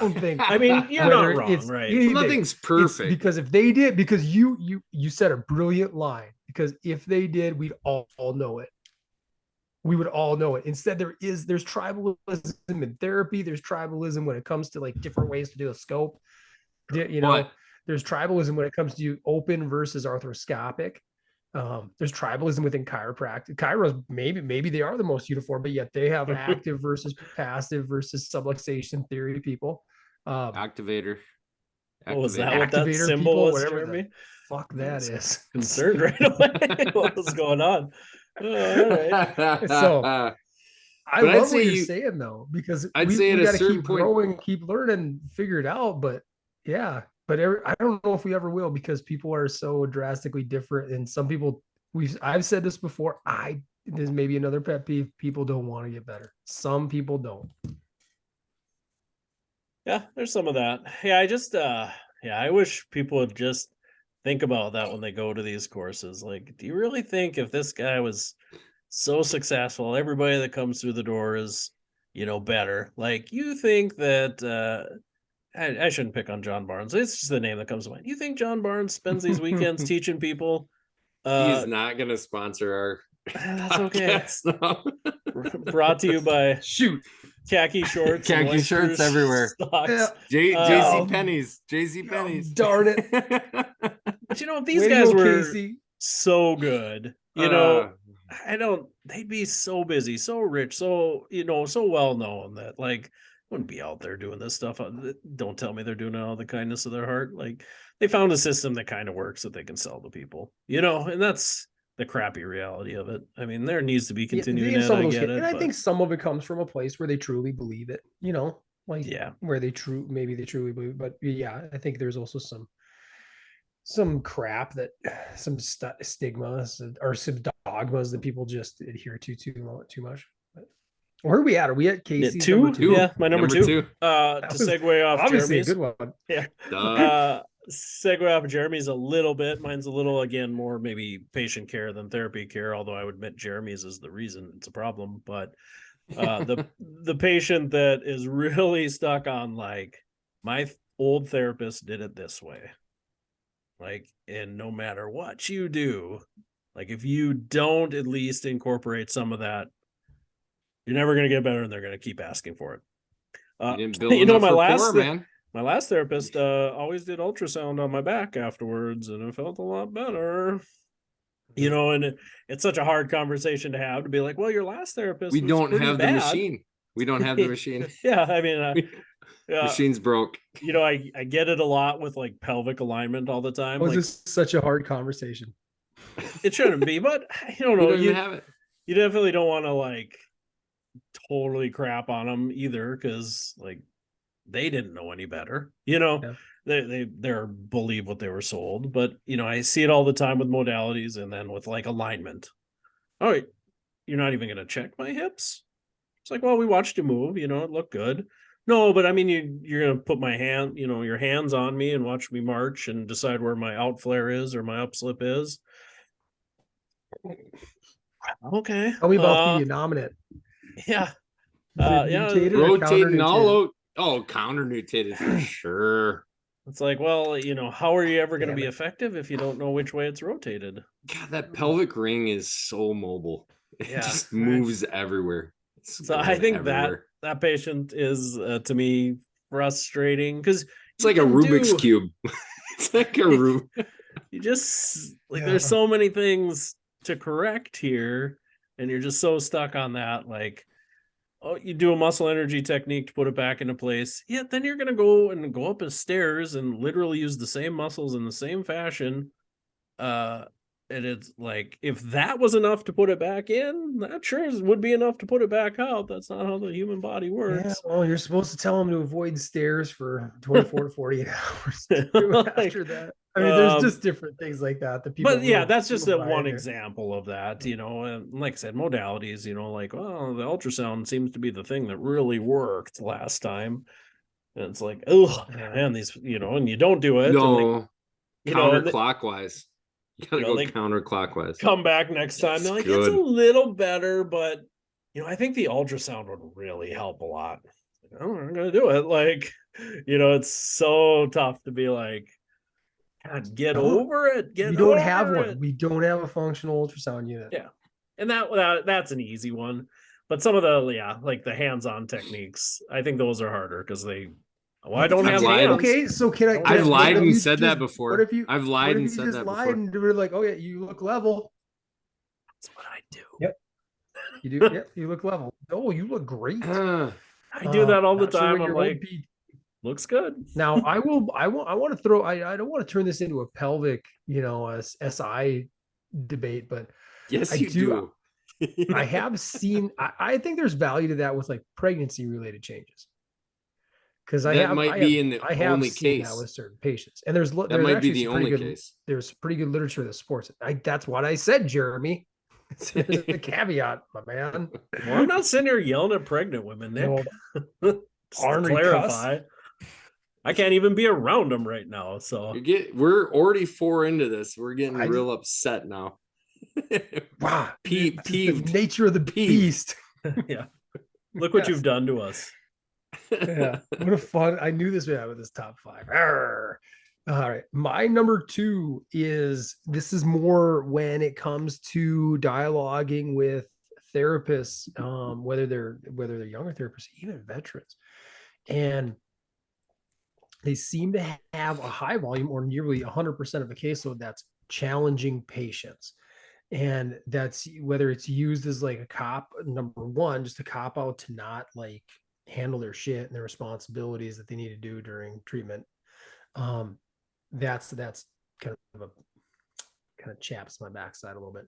Ooh. But number 2, when it comes to like making everything bigger and more important than it needs to be, like I have this incredibly challenging caseload, you know, and it's just tough. It's just tough. And it's like, it can turn into a self-fulfilling prophecy, and you can start making these patients a lot more challenging than they necessarily are. Because they're counter Yeah. And then they walked out and went upstairs. You told them not to. I told them not to do Well, stairs. no wonder you feel like hell. I saw you stride a little too far in that parking lot. What were you thinking?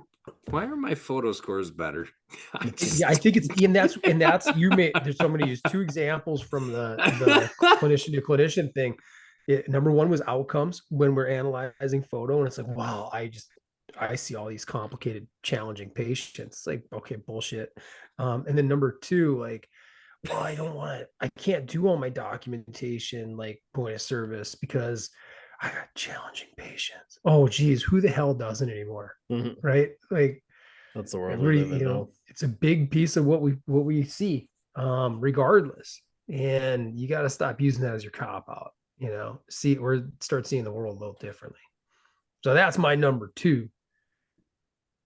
Number 2 seems more like a coworker pet peeve than a patient pet peeve.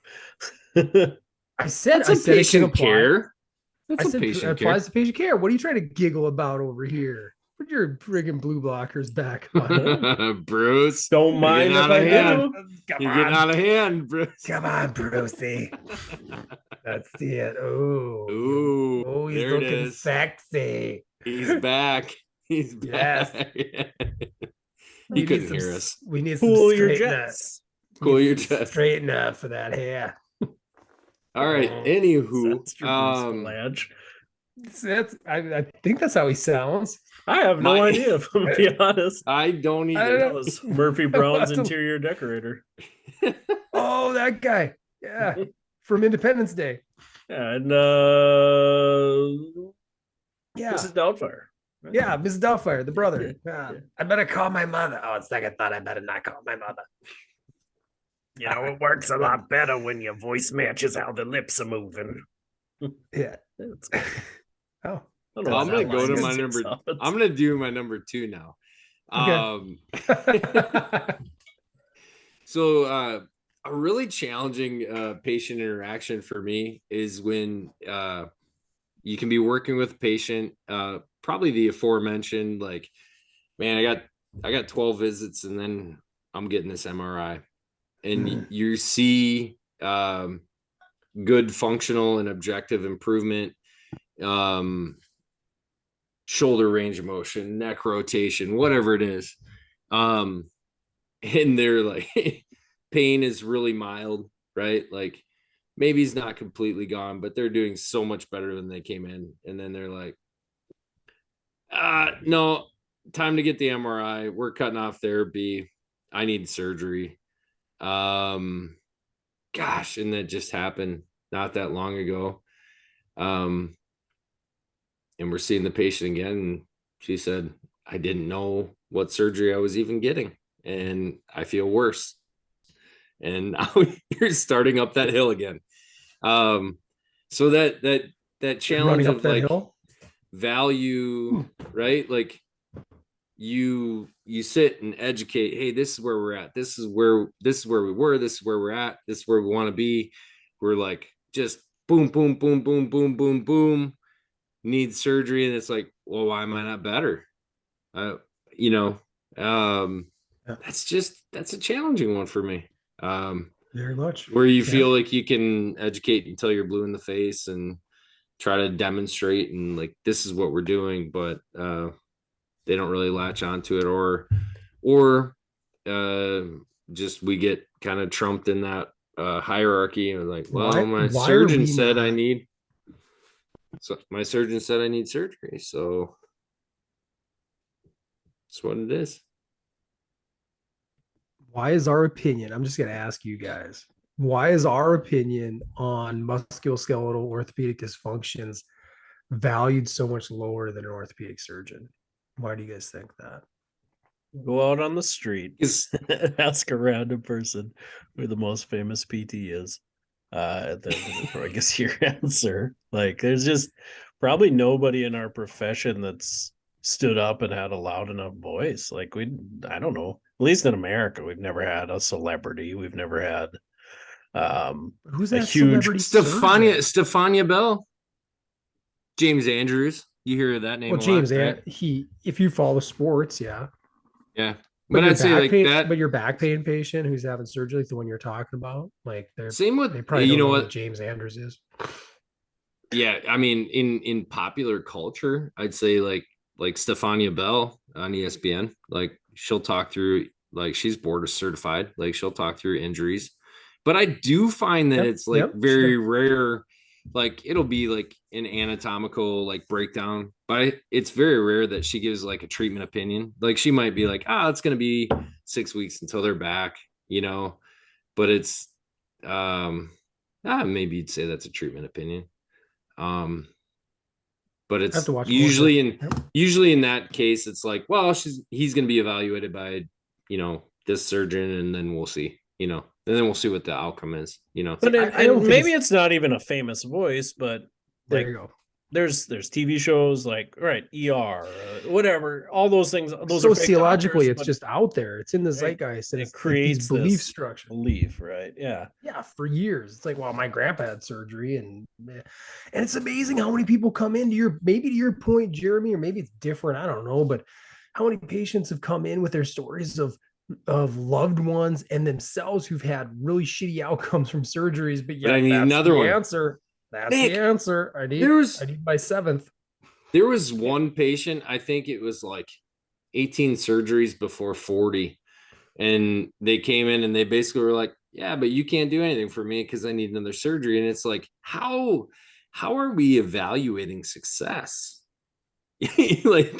Was anything that you did before successful? What do you think? The answer is no.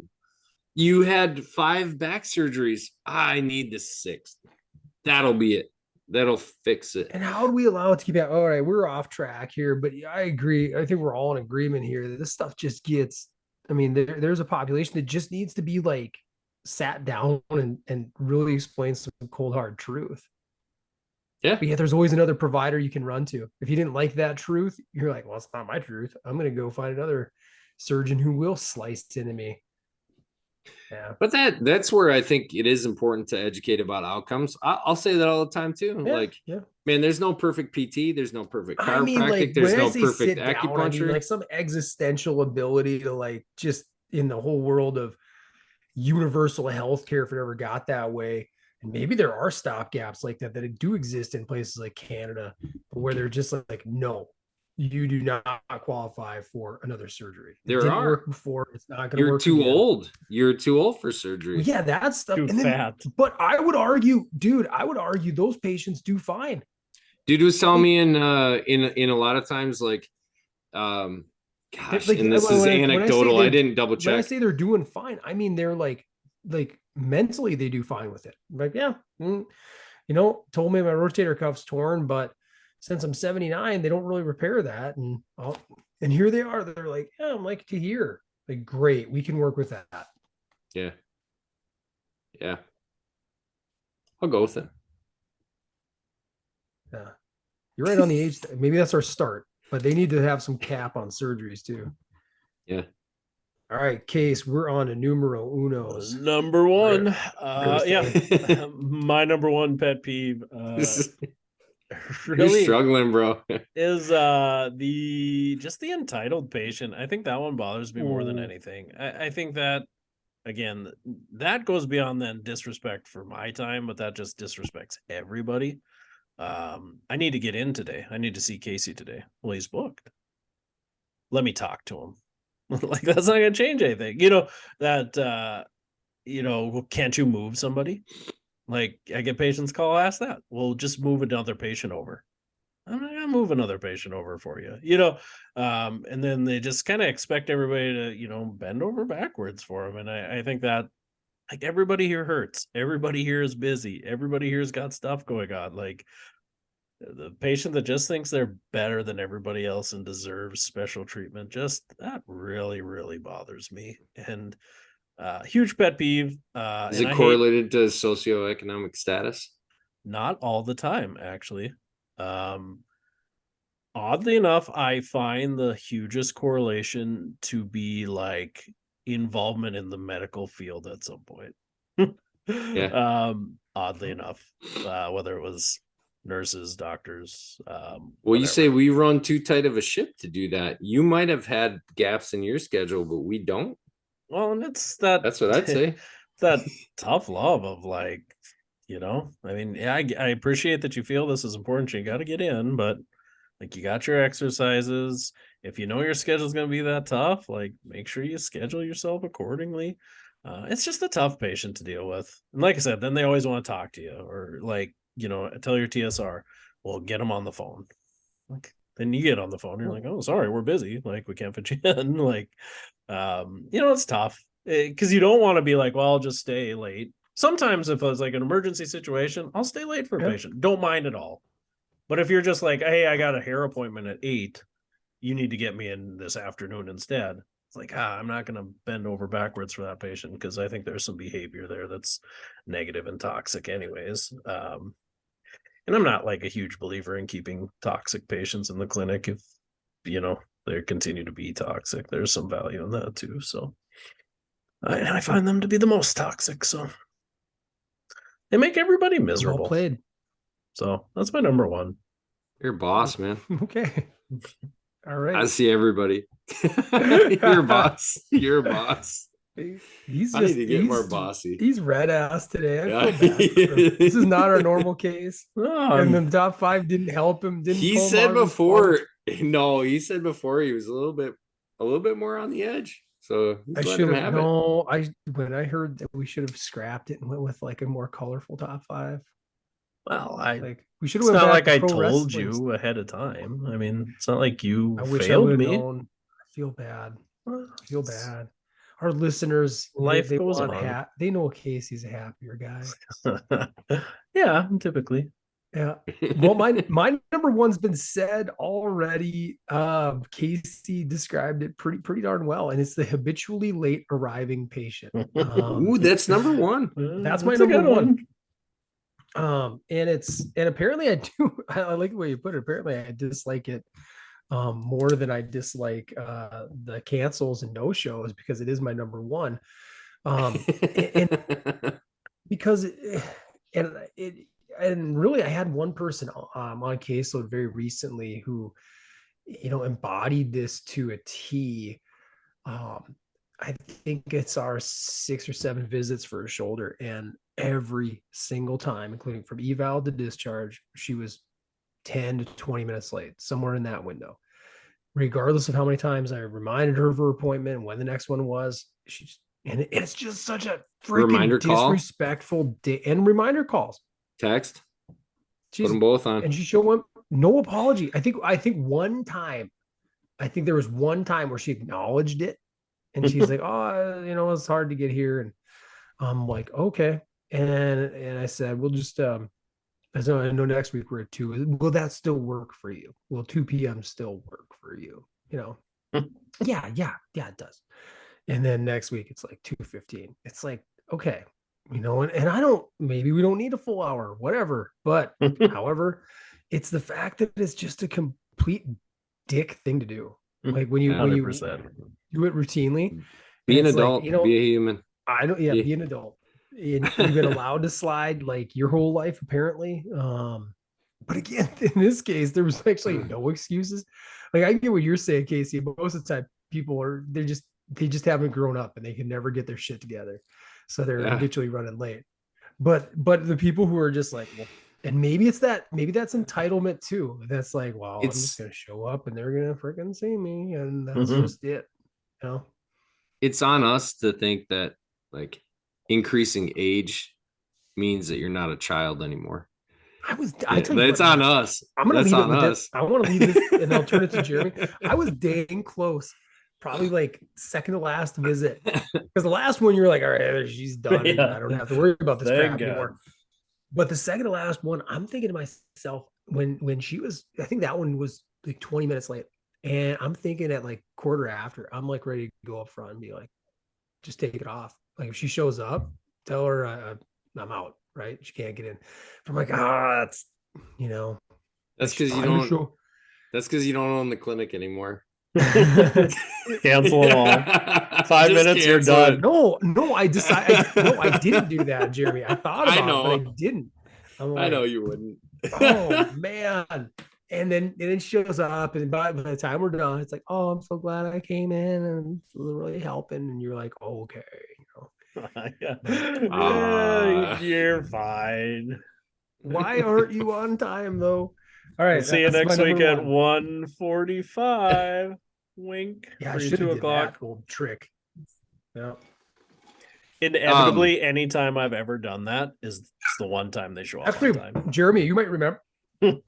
Jeremy might remember this. We did this with a patient, and then they finally showed up like Early. on time, early, and they were pissed. That's the one I was thinking about. Yeah, you remember that one? Yeah, that was such a freaking mess. And it's like, you're serious? You're gonna get pissed at us? You're like 8 visits into this, and you've never arrived on time ever. So we booked you early. So hedged your bets. You actually showed up. Like, are you trying to prove a point now? Well, that somehow they knew. Somebody like the entitled tipped her off. Too. Somebody tipped her off. Now I need to leave in 1 hour. It's like, the fuck you do. You ain't got shit going on the rest of your day. I would have if you didn't change my schedule. That bothers me too, that entitled patient thing. God, they'll call and redo their schedule. Oh yeah, I can't make it in tomorrow, or oh yeah, Thursday's not going to work. We got to redo it. And you try to bend over backwards, move people around, take your lunch out, and then God forbid you have a sick kid or something. You call them and you're like, hey, what's your cancel policy? Yeah, when right. You canceled. Are you going to give me $20? It's like, I've never once charged you, and you've moved appointments how many times? Well, this isn't going to work. Like, I get that, like, this is just not going to work. Well, I'm sorry. Like, I have a sick child at home. Like, I'm giving you options. There's other times and other therapists you can see. Well, I suppose let's just cancel it then. Okay. Like, all right. I won't even do that. I just move them over to the other therapist. That'll figure it out. Yeah, right, Jeremy. Lift us up. Do it. Lift us up. Man, this got set off in Marshall like a handful of times, and it made me the cynical business owner I am today. When somebody cancels and they lie to you, they completely lie to you. Can't make it today. It's rare, but it's not that rare. It's not that rare. Oh man, can't make my 10 o'clock appointment. I'm going out of town. Oh, okay. Here's our cancel policy. Let's not have it happen again. Hey Nick, what are you doing after work? Nothing. You want to go to the Wooden Nickel? Yeah, cool. There's that patient that's out of town. Yeah. Like, it makes you completely cynical. Like, just being an adult. Cabin early. It's like, it's probably that idea of like, just be an adult. Like, own your stuff. Like, if you can't be there, don't schedule it. Like, I want don't waste anybody's time. This was not my patient. My patients value my time more, except for the late one. They value your time more. This was on another therapist team, and that's a true story. That happened. Same thing with there was one to piggyback off of you. There was one during one of those winter storms where it would have been totally legit, just weather's shitty or whatever, and the person canceled. They said that they were like stuck in Canby or Taunton or somewhere like that. Well, it can be the weather gets ridiculous there. And then when we comes off the triangle, we had like an hour in between patients. We're like, let's go drive around, see how bad this is. And we happened to stop at Tall Grass, and that guy was there. And I'm like, you freaking lying shit. Yeah. Funny. About to load up, man. I'm too busy. Yeah. That's a bad one though. That's a great number. But it makes me like so cynical. Like, I say that all the time. It's like, oh, well, so-and-so had car trouble. And I'm like, I just don't believe that they did. I mean, especially when it's like, I don't ever believe anything anymore. Yeah. I'm late. My car didn't start. Oh man, my phone died. had to go to the cabin early. And this is like 4 or 5 excuses within the same plan of care. I'm sick again. Oh man, now my wheel fell off my car. I'm stuck on the side of the highway. And you're like these things happen to people, but when they happen like every other visit, you're like, you're lying. This isn't happening to you. It's not happening. Maybe would it be Mr. Bean? Who's a famous like character that had bad stuff happen to him all the time? Mr. Bill. Mr. There Bill. Oh no. Yeah. That's a great one. I mean, we're as we close this show, as we put a bow on this thing, what can we leave our listeners with to cheer them up? Let's roll up a fatty of fellowship and we fun. have great patients. The overwhelming majority of patients are honest, true, good people who want to get better. That's real. Yeah, this is by no means the majority. These are just those niche pet peeves that we've identified that do exist over years of practice. Yes, correct. Yeah. Well, and I do believe some of it's probably just behavior they obviously don't even recognize in themselves. So, I mean, maybe you listen to this and find some of these weaknesses that you can improve on. You know, you all can, right? Like, it doesn't have to just be your strength. I can't wait but Casey's like, this is how you can be happier, go be better. or learn from it. And I'm going to start calling Casey's clinic all the time. I'm going to call Lori and demand to talk to Casey now. I need to talk to Casey now. Pretty good about it. So Casey, he's busy. Sorry. Yeah. Lori, I'll take a message. I need to talk to Casey. Busy. He's busy up to his eyeballs. Yeah, he's up to his shingly eye right now in patients. He can't talk.